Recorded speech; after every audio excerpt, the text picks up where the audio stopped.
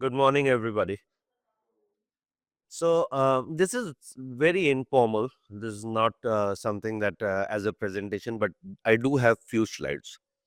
The purpose of this session is just to share with you some of the work that we are doing as MMA on AI and some of the use cases that we've actually been able to build of personalization. I'm going to share the thesis and the background around it and some case studies. And the objective is if you o- in your organization personally or through your partners agencies etc would like to explore something like this, would like to work on personalization, we do have the professors from MIT, Oxford, etc who are part of this entire methodology. They can help guide you through that, but also we can help execute some of this work for you guys. So that's the end objective. If you would like to explore this, do we need the lights? Then is the screen visible? Not really, right? Yeah, because I don't know if they can see the screen. Yeah, yeah. Okay. So I'm gonna skip some of this. So for the folks in the room who don't know MMA, we are an industry body. Our focus is to work for the marketing organizations around the world. We work in about 28 countries. We have presence in all the areas that are blue. So pretty much a vast presence around the world. Um, we have focused on marketeers. This is our global board of directors, the people that we work with, from publishers to marketers to technology providers. We work with everybody. The unique aspect of MMA is we are not working or having an organization structure only for marketers. We have marketeers as a primary audience, but we have technology providers, publishers, agencies, telcos, everybody on the board, because we believe as the future of advertising and marketing gets evolved, it is the rest of the ecosystem that needs to work with the marketeers to make that happen. And within AI, what we are trying to do is, for from an MMA perspective, all the work that we do is being done from a futuristic perspective. So we are not trying to solve the problem for today. We are not trying to solve for programmatic, metaverse, ad tech, martech, none of that. We are trying to solve the problem for the advertisers, which is futuristic. So the work that we are doing, so we have different think tanks or task forces or committees, if you would like, at a global level. There's one working on movable middle framework, which I'm actually going to present in the main hall later in the day today. Brand as performance, not versus performance, another framework. Markups readiness is a tools, assessment tool, case studies, etc. about how marketing organizations in next 3 to 5 years will evolve. Just to give you a quick example, we today in marketing and advertising, there are 72 attributes of marketing organizations. Or if you have a full marketing organization of 500 people, they need to be 72 different attributes, from direct marketing to digital to out retail to everything else. If that is, we believe in next 5 years that's going to increase to 92 attributes because of AI, because of metaverse, because of other elements. So we are working to figure that out, giving this tool set to Coca-Cola, Unilever, to see how they are going to change their marketing organization. Another example is 10 years back, there was no title called CDO. Now, again, the question is 10 years later, do you need a CDO? Because if 80% of the budget is being spent by the CMO, then are you not the CDO? And then what happens to the organization structure going forward? So, just examples of those. So, all of this work is being done from a futuristic perspective, whether it's data maturity, whether it's attribution. One of the pieces that we are working on is consortium for AI personalization, which is what I'm going to talk about.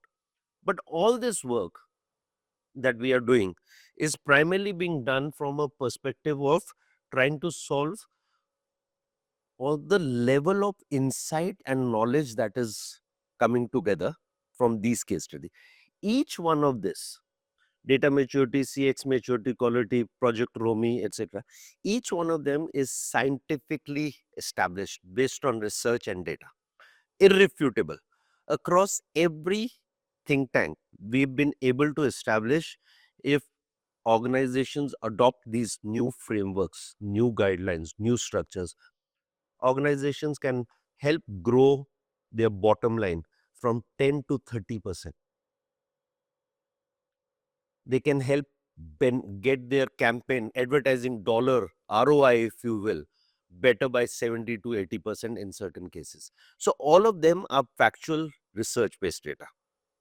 So before I start, I want to, how many of you have done this attention test? Have you? Okay, it's interesting. So let's see this. To test just how much attention the attention stealer desire the new Skoda Fabia actually steals, we left one parked on this ordinary road in West London.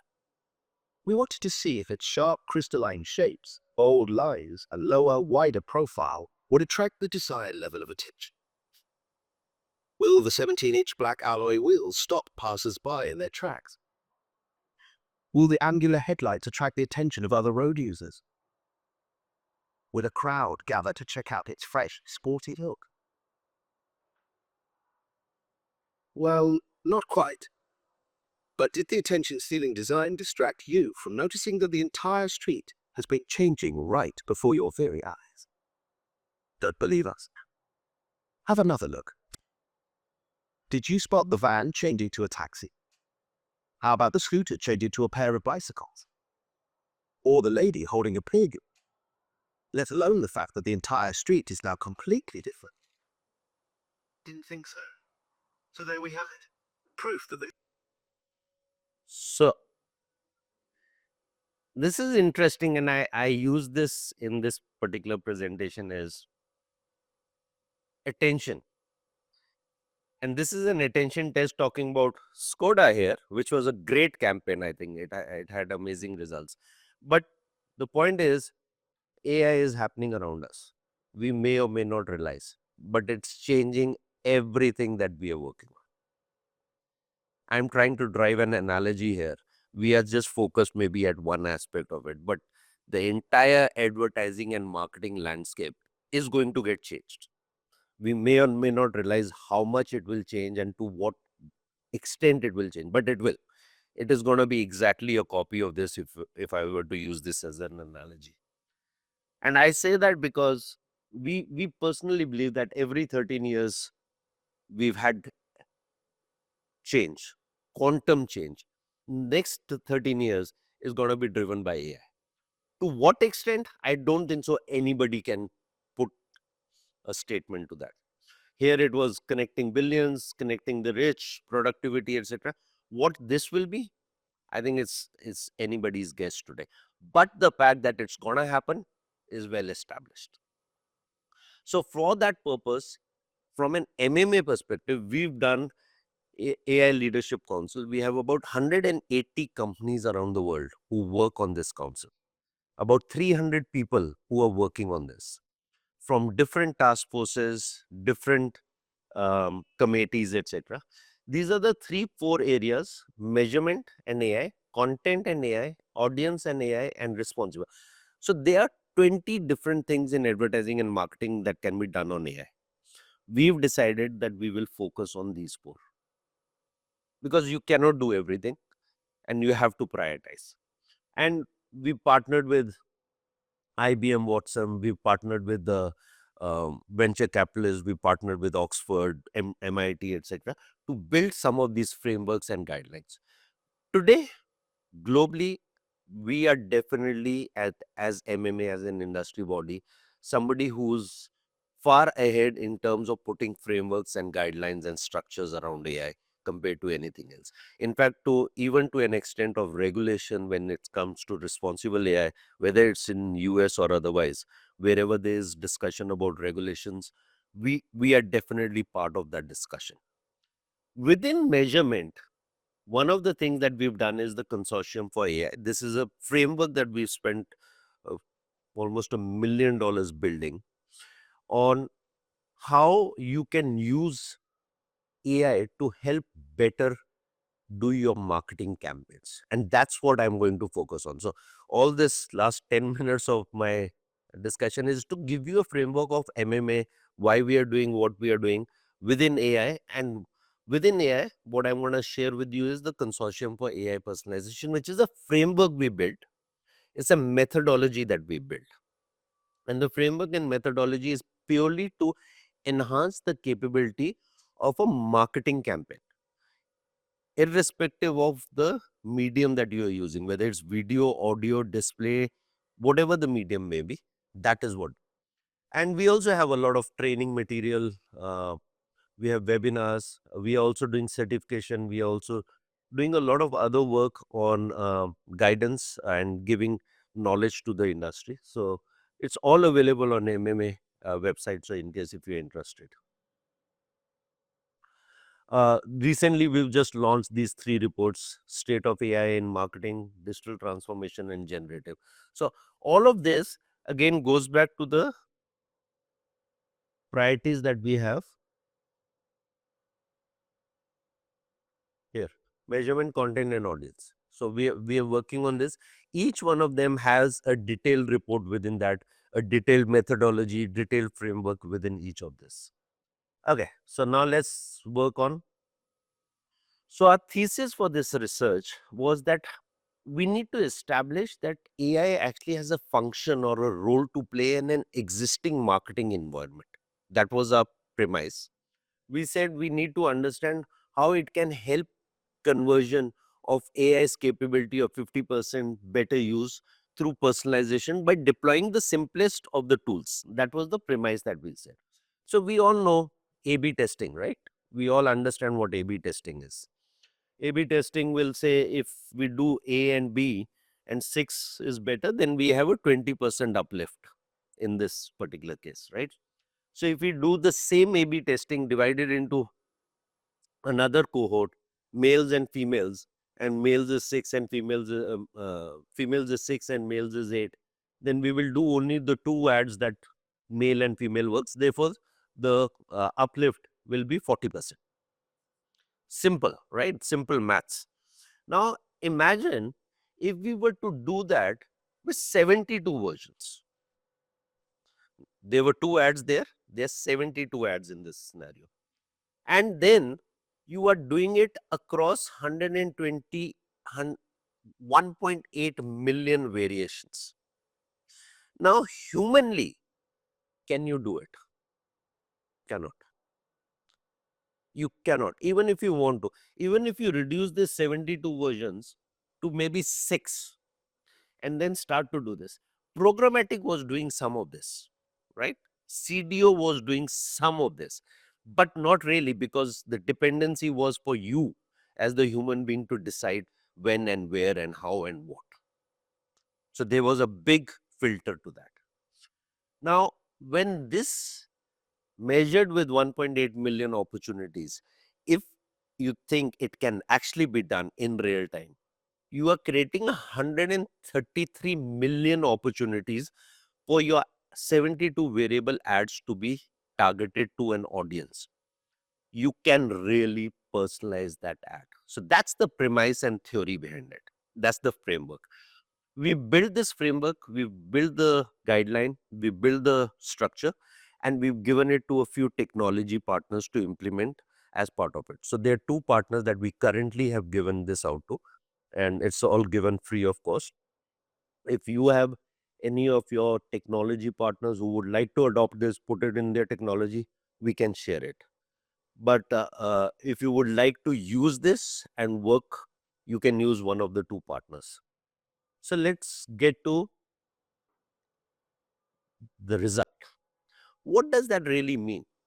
If there are 133 million opportunities that you are defining, so in cohort A/B testing first case, you get 20% uplift. Second case, you get 40% uplift. Third case, you'll get this. When you start doing this over a period of 172 campaigns, every single aspect of that testing will give you incremental yield. Now, 1 plus 1 plus 1 will add up. But when that starts to add up, the incremental yield can be far greater than what we can think of today. So that was the premise and the thesis that we had, and said that if we can actually do so many variations, what will that yield become? How will it enhance the effect of the campaign? So, but to do that, one of the other thing is that AI seems to be easy, but is not easy. Seems to be doable, but is very expensive. So if you do not do this from a regular perspective, the cost of entry, cost barrier to entry is very high, very low to start with, and very high to maintain. So it will only yield benefit when you start to do it on a regular basis. So if you do one campaign, the cost of implementation on the campaign maybe $20,000. That's like 15 lakh rupees. Then the campaign is 1 crore, and then all of a sudden you say, yeah, 15% is the cost of doing this. But if you are doing 10 campaigns, then it's like 2%. So cost of AI also has to be a criteria, and that's what we've established, that to continuously do it, you can actually do it if you want to do it over a period of campaign, and the cost comes down. Half of that cost, it becomes less than half if you were to do campaigns over a period of time. Okay. So we did 4 case studies, and I'm only sharing 4. We've done 10 actually, but I'm sharing 4 because these are 4 different aspects. We did case studies where Kroger is an online retailer for selling grocery in US. General Motors, you all know, automobile. Monday.com, ADT, and Shell. Shell case study was done in UK. This was done in Germany. This was done in US. Across each one of them, you can see the numbers there. An existing campaign, I'm going to stress on this, an existing campaign between all of them, working on their existing network, using their existing technology or ad server, when implemented the AI script into those campaigns, got these ROIs. The same dollar got this much better results. This was done on display. This was a video campaign. This was an audio campaign. Again, display. But display for this one was for site engagement. This is for app install, generation of lead forms, and again app installs. Basically giving you a quick overview of anything that you can think of as an outcome, a digital KPI. You have to establish that KPI for every campaign. A digital KPI, whatever you've established, can be achieved. So I will share with you the details. So this is the first case study. We started with 24 combinations for Kroger. We give one template, one image, and one headline, and I'll explain this concept. So what we are not doing here, and I want to be very clear, is, and if you have any questions at any time, please feel free to ask. What we are not doing here is to get the AI to generate the creatives. That is not what is happening. We are not doing generative AI. These creatives are being made manually by the creative agency. We have told them that give us one template, one image, and one headline. So there is one template, one image, one headline, and a call to action. So whatever that image is, in this case, they have given us 3 images, 3 call to actions, and 3 headlines. Each one of them has now a variation of 3 into 3. It can easily be done.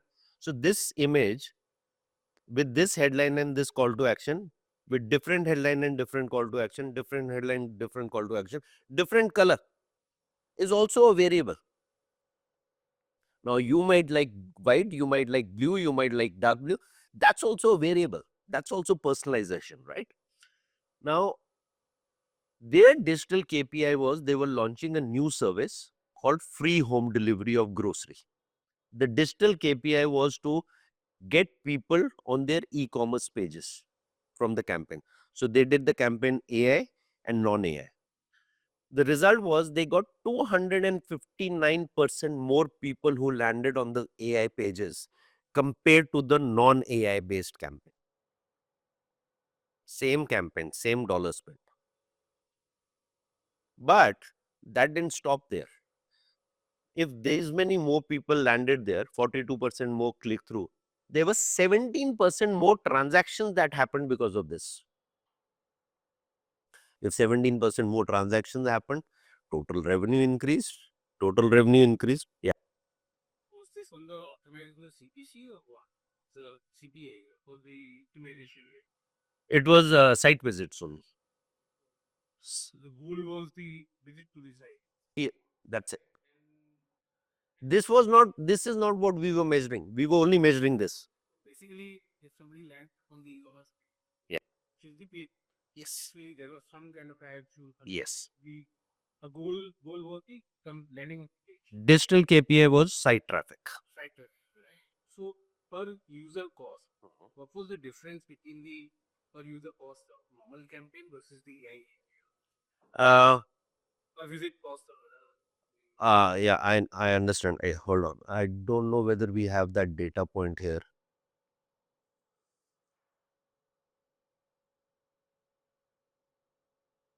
No, I don't have that. I can get that to you. The reason But I was asking, you can look at on the mm, yeah. Okay. So here the overall, and I believe the next part is 17% decrease in transactions. So it's in a normal, whatever the conversion rate, if I take transaction in a converter, if a normal is converting at 1, this is 1.1, yes, right? Where the traffic is, if it was 1, it's 2.59. 2.5. If my cost per visit is same, then I'm making more losses here on the transaction. Overall as a business, because of my conversion is lower. My conversion funnel has only increased by 17%. Visit funnel has increased by 200 plus percent. But your cost of campaign doesn't change, no? The cost per visit. No. So okay, so let me step back. Your campaign budget is the same. Now you've allocated A/B testing. You've done the same campaign with those creatives in a non-AI environment versus AI environment. So what we are measuring is the base case of non-AI environment. I am not measuring the base case of AI environment. The base case is non-AI environment. Based on that, does AI enhance the value of your marketing campaign? That's what I'm measuring. Within the AI, cost of acquisition is not what's the criteria, because here we are trying to establish whether AI should be used in personalization or not. Okay. So within that, the results were as high as this because of the digital KPI. Again, this was traffic to the website. In this particular case, we had 81 versions, 3 templates, 3 images, 3 headlines, and 3 call to actions. And it was done on the open web. So, by the way, all of this is done on. You are elaborate a little bit more. Yeah. Key followers. You need period testing, if I understand this right. Testing your different periods of periods across the different types of areas and try to establish that which is the one which works best for a specific core. Is that. Yes, And that is done. by AI. Yeah. Purely by AI. There's no manual intervention. So once you feed all these creatives inside, and I'll explain to you how that works, is the first 10% of the. So okay, three things. All this testing was done only on the open web. None of this testing was done behind the wall gardens. Basically means no Google, no Facebook, no TikTok, because we cannot measure. They don't give us enough insights to measure, because we also do analysis after that. So this, each one of these case studies is a 30-page analysis report on every aspect of that. Okay. So if you were to do this, there's one which is a metric, the metric that I am showing here. The second is the analysis behind the metric. Okay. Currently, the users or user experience testing. DCO sort of, but So we basically not, no. I think okay, I'm gonna answer that question. Let's just quickly go there and answer. I have a slide on that. No, no, no. No, I can actually answer that question now because I think this will be helpful for everybody else. Okay, so this is your question, right? Are we doing DCO? No, we are not. Because DCO is rule based. It's based on rules, it's based on trigger, it's based on whatever the current set of cookies, etc., that you have. But in AI, everything is fully autonomous. There is no rule.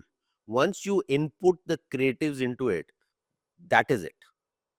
So you are only driving the discussion based on the ability for the consumer and for the AI to define the consumer cohort for you and pick the creative based on that. You just give them the parameters of the cohorts that you have. And then they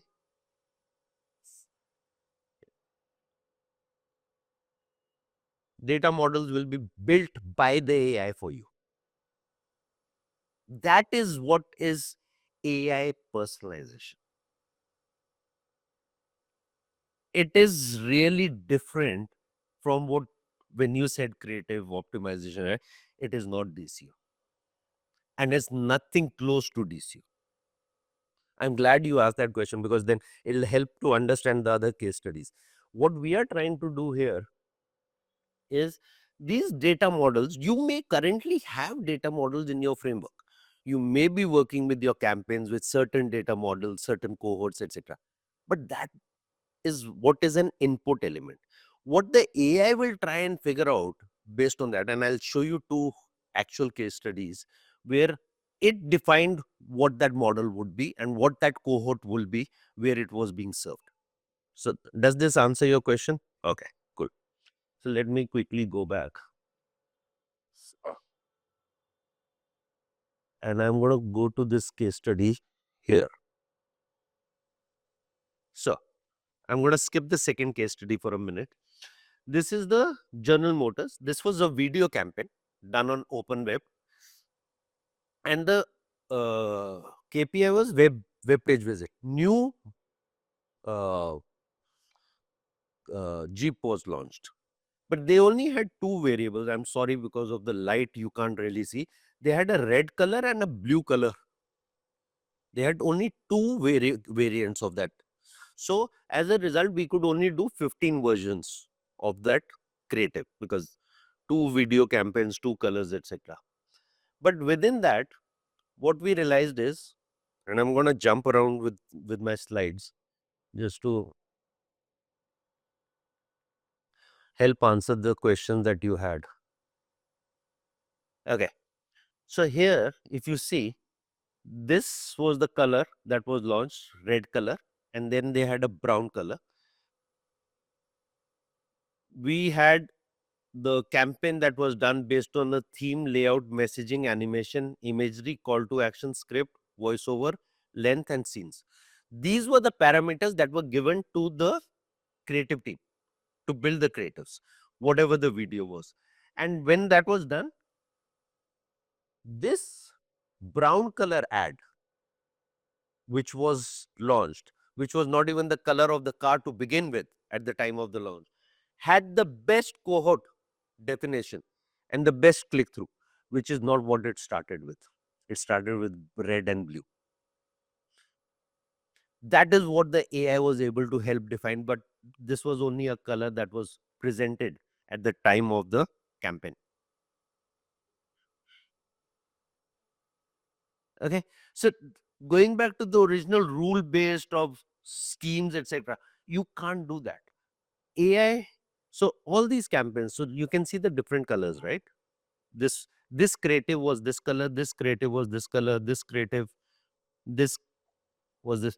You can see the mapping and the click through ratio and the latency of the inherent KPI that we were defining, which got what result.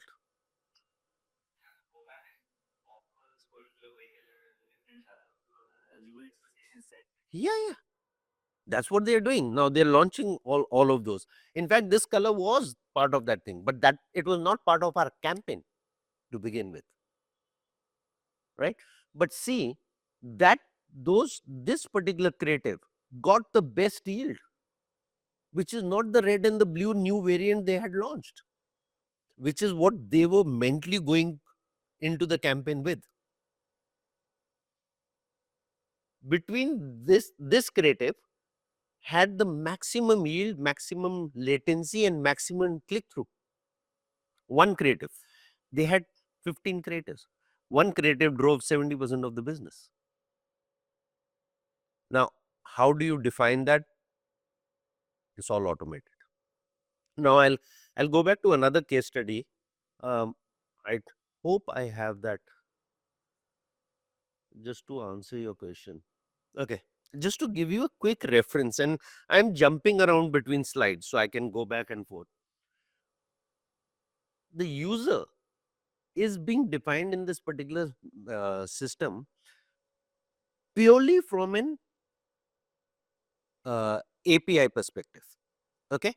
Now, when you have a campaign, we are not asking you to provide, when I say we as a brand, we are not asking you to provide your PI and everything. None of that. None of that data is asked. In fact, all of that data that you currently use, whether you use DV360, whether you use any other TTD or whatever that, you can continue using that. You can continue using your first party data, third party data, whatever that case may be. Based on that, whatever signals that you are defining, you can continue doing that. It will only pass through that API into your ad server. Okay. Once it does that, the ad server will just take a JavaScript snippet, input into your system. That API comes from the technology partner, which is Claritas at this point in time, or MMA, let's say, MMA/Claritas. That's the only technology piece that needs to be integrated, a JavaScript API. That will pick up all the data from your ad server, bring it back to Claritas or MMA, real time basis, and then start defining which ad to be served by your ad server to which cohort, which signal, which consumer. All this is real time. All this is fully automated. No manual or human intervention is required. In fact, I am saying this, it's not required. We actually say do not intervene at any stage of the campaign. I have a campaign ongoing right now in Vietnam, Abbott Nutrition.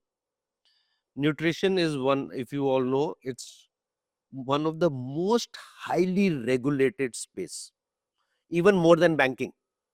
I did not know till the time I started that campaign that you could not release certain ads without certain disclaimers and all that. 3 weeks, 2 weeks into the campaign, there's particular results, initial results of click throughs or conversion or sales. And the brand team says, oh, we want to rethink our creatives. Let AI do what it's anyways a test. We are only doing it as a test to prove that it works in nutrition, as it works in oil, as it works in automotive. Cannot do it. In fact, our recommendation is, as and when you get into it, you need to be able to let go so that you can let the AI do what it's meant to do. It's very difficult. Believe me, the brand manager in Abbott is like, he's calling me every day. I want to, I want to. No, you let go. We've committed 40 days, 40 million impressions. Let it happen. Then we'll see. If the results are not good, we'll see. But it's difficult to let go also sometimes. Uh, okay. The other thing that I want to share with you. So what we've said is, after doing these 6 case studies, we've established that 75 variations of an ad you should put into the system. You should do at least 40 million impressions on the open web for a campaign. In India, 40 million is not a problem at all. In certain other countries, 40 million can be a problem. In Singapore, when we were trying to do this, we had to add a frequency cap of 7, which doesn't help to do a 40 million cap or frequency cap of 10. Here, I don't think so. You need frequency cap of more than 1 to do a 40 million impression cap over a period of 1 month, and you have to have a digital KPI. If you are able to do this and you are generating those variants that I spoke about, uh, can I? Oh, shit.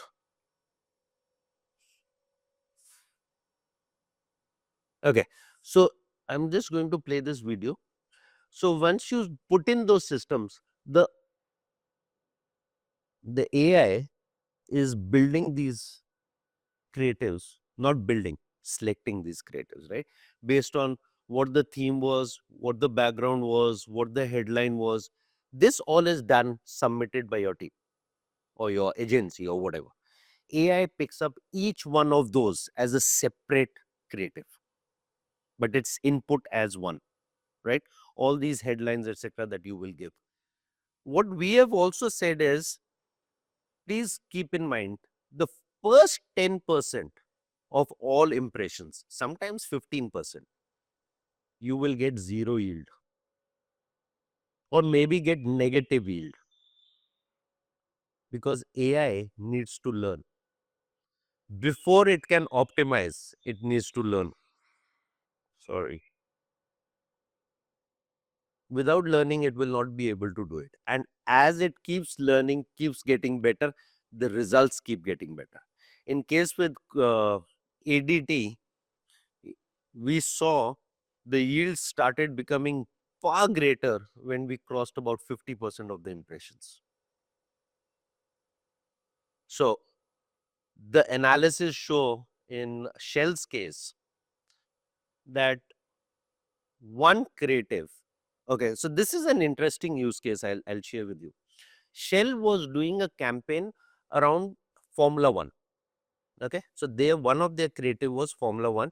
They wanted the app to be downloaded, which is giving information about Formula One. Shell is petrol, Formula One is petrol, and there was one creative on particular driver. So they have a series of drivers that they support as part of their sponsorship. That driver actually had an accident, off-road accident, off-track accident at about 9 o'clock in the evening.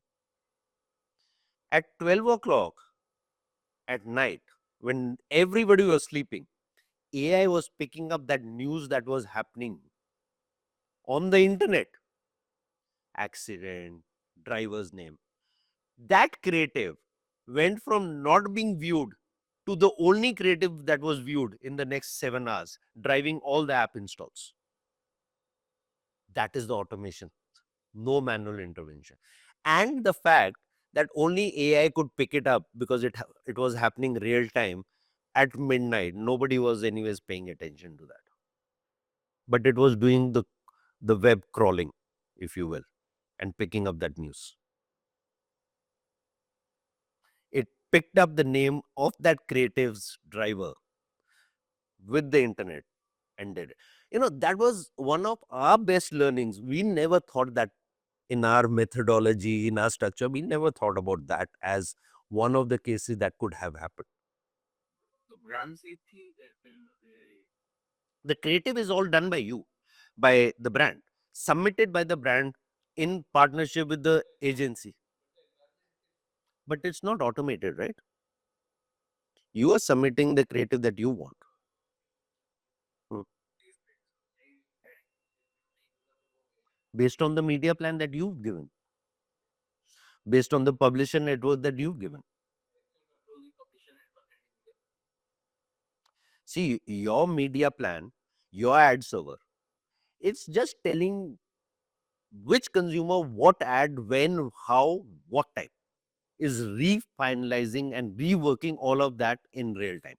Rest of that is yours.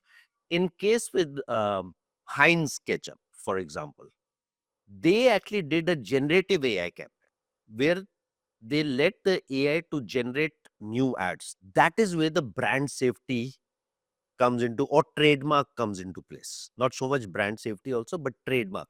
But then they said they had to qualify. This is an AI generated image. We do not hold a trademark or IP this thing around it. This declared it. That's responsible AI, right?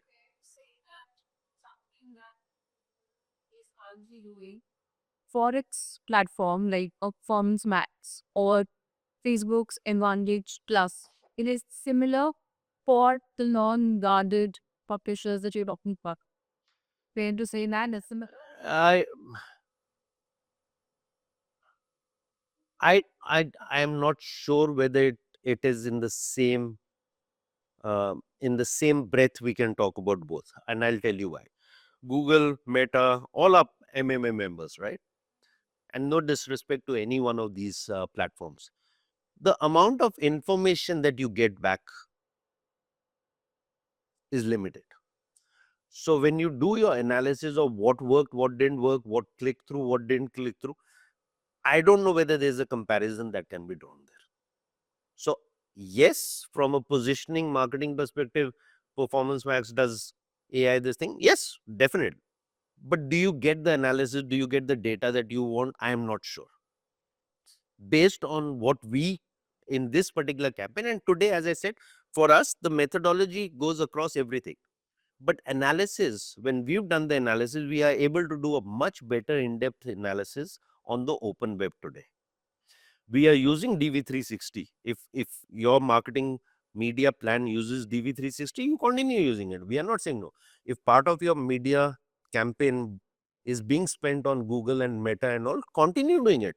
No, we are just trying to prove the case of your AI and its enhancement of your campaign. That's it. So there's no comparison or a Google versus Claritas or AI, none of that. Within the open internet, can you actually get a better yield? We've established that you can get better yield as much as 260% effectiveness of your campaign. And across all campaigns we've got an average of 130% yield on the similar dollar spent that you would have anyway spent on a non-AI based campaign. You have a media plan, you have a campaign, you are running it 40 million impressions non-AI, 40 million AI, you'll get double the yield that you can think of the same dollar spent. So now we've done it across automobile, FMCG, nutrition, oil, uh, automotive, etc. And now we are confident across 10 industry segment that if it works in all these 10, it'll work in every campaign in every market. We've done it in UK, we've done it in Germany, US, Vietnam, Brazil. So it should work in India also. Why not? If it doesn't, that's another learning. Why does it not work? We're still trying to figure out a campaign which hasn't worked, because that also will become a learning, a use case. But we don't have that yet. Okay. So I was just jumping around. So I just want. So this is really the process. The ad server call from a quick reference, and I don't want to get into technology discussion here, but the impression served is based on the same cluster, that K model that you've given, creative decisioning and supervised unsupervised learning that the AI will work on to build that. Uh,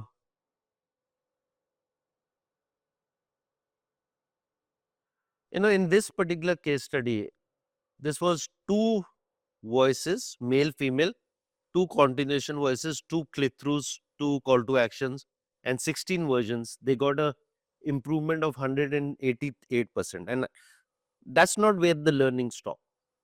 This is very simple. Digital KPI, got it, delivered, finished, done. What was very interesting in this case study was the journal belief was that the female voice delivers better. That has been the journal belief for Monday.com. That's how they have been positioning. That's how they've been delivering. But what they realized is actually that was not the case for their campaign. The analysis showed that the highest penetration at the beginning of the campaign at midnight was actually the male voice that delivered. For the last 4 years, they've been delivering the female voice, thinking that female voice works better.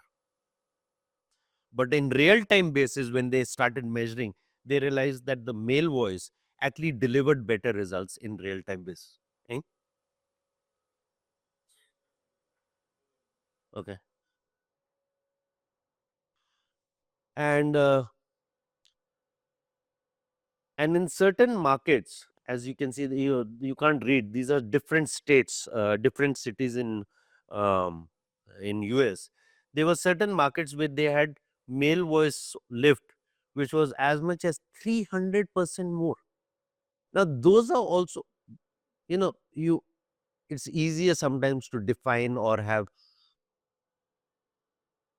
methodologies or understanding that, okay, Texas will be high male voice, for example, or Bihar will be high male voice or high female voice. That's our interpretation. But when you actually get the results, a lot of those myths were not really the actual reality. They were challenged, they were changed. And that's what we were able to establish. So, this case study also helps us to understand when we do the in-depth analysis is that a lot of the things that we believe may be true or may be happening, because we were not tracking it to every time the ad was being delivered, were challenged. There were a lot of myths that were busted also in this particular case. So that's basically the details of this presentation. And what I also wanted to tell you is in the ADT's case, so as I said, 10% impression is the learning impression and so on. So in ADT's case, we realized that it was 15% impressions because it was slightly difficult. ADT is not an easy product to sell. It's home security, right? Trying to understand who's really interested, who's the target segment, etc., was slightly more difficult. And it actually used a lot more to learn, lot many more impressions to actually learn the optimization from a consumer cohort perspective. Yes, can you can input into that. Yes, but again, it's just an input to the system, and then nothing more. That will be either input as a signal or as a cohort or anything else, but that's just an input into the system. And the lift, once we were able to do that, if you take this 15% out, it was 160% lift, but including those impression, only 136. So that's another learning here. Yes, it's so it's not about, it's not percentage. This is a ballpark number that we've come at, that we've started seeing. After 10%, the yield starts improving. In certain cases, as Shell, as I said, only at 30%, no, at 30 million impression, which is 75%, it just went like this. But that could also be a factor of that accident. I'm not. But at the end of the day, they had 260% more app installs than they would have ever wanted. Now, what triggered it? Accident contributed to it? Yes, not yes. But then accident wouldn't have been picked up if it was not for AI. So it's a catch 22. But in this case, in the case of Monday.com, the male voice starting contributing, and then the AI actually playing male voice all the time to get the results was purely AI. When that started happening, I think the analysis was about after 10 to 12 million impressions. So it learns. It's a continuous evolution. We are saying just to set expectations, like the Abbott case. We and now all the other case study, we are just setting expectation that don't start if you are starting a campaign today and end of 1 week you have 5 million impressions, don't start asking for results because it's still learning. sometimes 5 million, sometimes 10 million. Results will come once the campaign is finished. That's when the true analysis, because this is still a test. We are still learning. We are testing all this because a lot of people actually, as I said, it's never easy to let go, right? It's never easy to let go and say, "Ki, okay, I'll wait for 1 month and see the results at the end of the month," because people are now got used to, every brand manager, every media planner has got used to looking at the results next day morning and trying to change. But that's not what this is.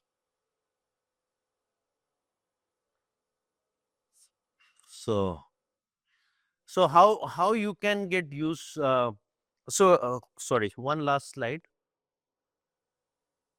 What is the- So in Kroger's case, 259%, ADT 136, 68%, 88. This was audio, video, display, 72 version campaign, 81, 15, 16, open web. And these were some of the ML models that were input into the system, pretty much the same across markets. Now Kroger, as we speak right now, is actually launching a campaign with 514 variations of their creatives into the system. And now this time they're going to launch a in nationwide campaign across all 51 states in US. The earlier campaign was across 7 states or something. So, but 514 versions of those creatives are now being input into the system, because and the campaign is going to be 400 million impressions or some vague number like that. So in terms of, mm, if you are interested in doing this, I think 3 things that you have to keep in mind is, you have to have the ability for your team's brand or creative to generate those impressions, X amount of impressions, your media plan on the open internet, if you want to work with it. If you have another service provider who does this, you can do it without MMA. The idea is you should try. I think across the industry segments, across marketing campaigns, we've seen AI can really contribute. And this is just the starting point. This is the big picture. Uh, you should not miss out. It's changing as we started the discussion with the attention test. AI is happening. How far, how much? It's really up to us to see how focused we are on what we are looking at. This is one small step of campaign personalization, because we believe personalization is that holy grail that everybody wants to be part of. And if you want to do this with MMA, it's start to end is a 30-day period. We can help implement this with you. Uh, what you need to be aware of is that you have to have your creative teams and your media teams submit your plans, detailed plans, to the team at MMA, uh, creatives, etc., and then input that API and JavaScript into your ad servers wherever they are. And yeah, and Saying that you can take it, and then there are various variants of them that are developed. This is the master variants that we share, right? no, you develop all creatives. If you are giving 514, you are developing all 514 and giving. Because we, at this point in time, in this, the next phase of this is generative AI. Right now, we are not doing generative. Right now, we are saying you generate and give, because trademark policy, brand safety also. But very soon, we will put part two into this, is that you give that master this thing with a in a sandbox environment, and then AI will also help generate real time creatives based on those 3 headlines, call to action, etc., and it'll generate. Right now we are saying please generate. Learnings are, because like I was talking about the Abbott thing, they are uh, regulatory things which we cannot, and which we cannot depend on AI right now, and those are certain areas that we, but second phase is going to be generative. The Kroger example that I spoke about, 514 creatives are being done by their creative agency and being given. Genius.